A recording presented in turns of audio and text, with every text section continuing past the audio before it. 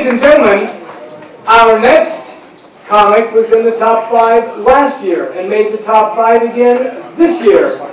Very funny fellow, would you please welcome, he is the master of the martial arts,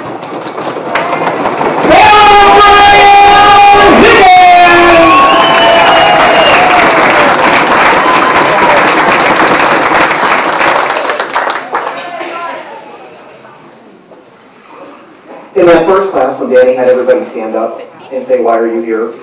and I thought it was kind of a silly question, I said, "Well, because Danny, I obviously didn't get it right the first time." You also owe Danny a certain amount of gratitude because I originally had 11 minutes worth of material for tonight, but after he cut out all the stuff that he felt was too offensive, we're down to about 5.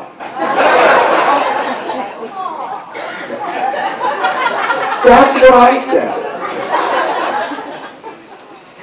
Now, I'm originally from Chicago, but I've been a resident of Twin Falls for well going on 14 years now, which always leads to the question, how in the hell did that happen? My very good friend Pete, who's originally from Kimberly, talked me into it, and it was really a pretty simple sales pitch. He said, Idaho's cheap, and CSI's full of girls. And when you're 21, what else do you need to know? What I wasn't fully prepared for was the culture shock when I first got there. However, current events have helped me get settled in a little bit better. Because in Illinois they have Rod Blagojevich, and in Idaho we have Larry Craig. I flew out of O'Hare Airport, which at the time was the busiest airport in the world. An airplane takes off out of O'Hare Airport every 1.5 seconds into the Twin Falls Airport, where there are 1.5 flights a day. And the airplane was little, reminded me of a flying school bus. And then I realized there are more seats on a school bus. So here I am on the flying minivan.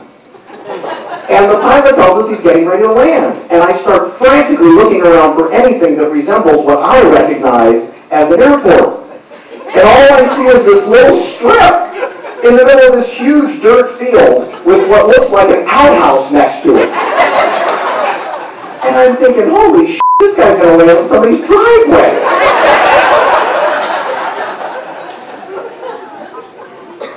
Was that your house?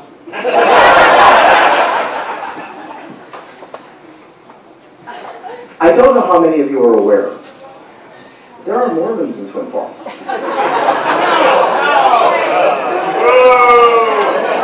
not my fault. I had never met a Mormon. People would say, I'm a Mormon, and I go, what's that, like 12 wives and black hats? And then they'd straighten me out. They go, no, the black hats are the Amish, and it's not 12 wives, it's 7, and we don't do that anymore. And I thought, why not? That seems like the best part.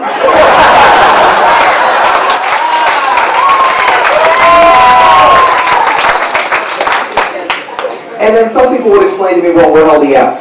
And I thought that was a drug.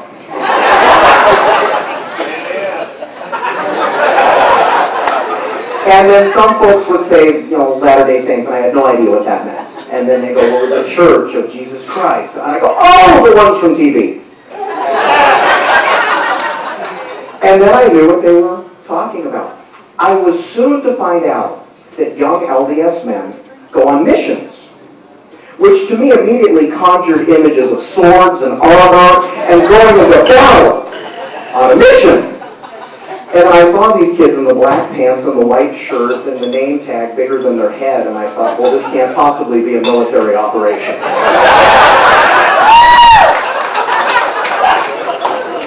And so someone had to explain to me, well, it's a recruiting mission. And I said, well, that makes sense, because you can only multiply so fast, and it's not like you can blame these folks in the multiply department. In Chicago, I didn't know anybody that had more than 2 kids. And in Twin Falls, I can't find anyone that's got less than 5.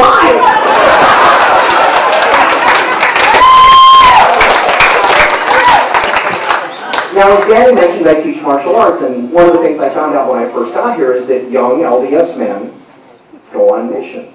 One of our students was a guy named Brad.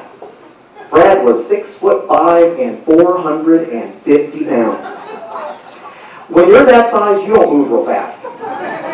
And so as the coach, I found myself telling him, Brad, get up and sweat, Brad, get up and sweat. And he would always remind me, I am sweating.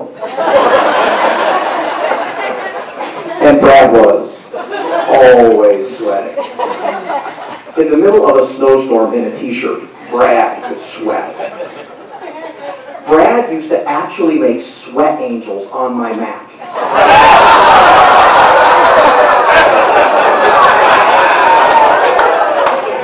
Well, the day came, and Brad got his call. They sent him to Missouri. And all I could picture was 450 pounds of big, hairy Brad on a bike in the South in the summertime in a white shirt that he has completely soaked through, knocking on somebody's front door. And little children screaming and crying, Mommy, Mommy, there's a bear on the porch! He says God sent him.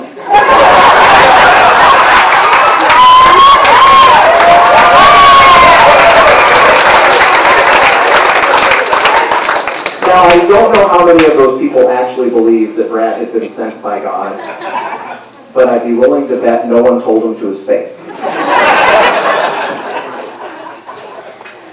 Right around the same time, I had another student, Jared. Jared got his call, went on his mission, and then he was back 2, maybe 3 weeks later. I said, wow, that was quick. Did you make your quota?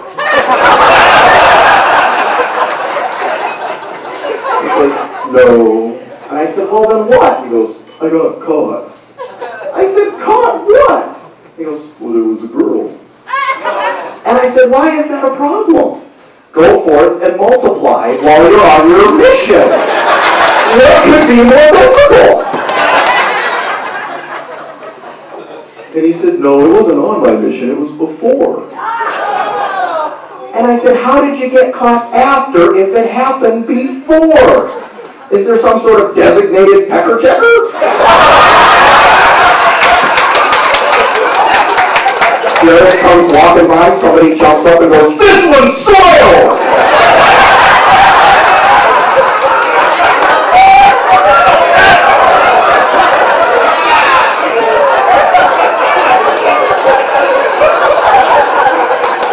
And so I asked him, I said, how long before was it? And he says, 3 months. And I said, 3 months? 3 months? Everybody. 3 months! I'm thinking if I'm on a mission, and there's some girl I really gotta have, and I know I've got 3 months, I can be in Costa Rica by the time the pecker checker catches up with me.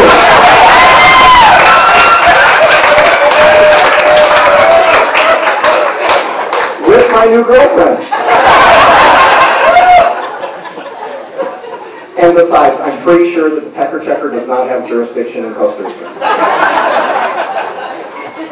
Mr. Marona? Hey!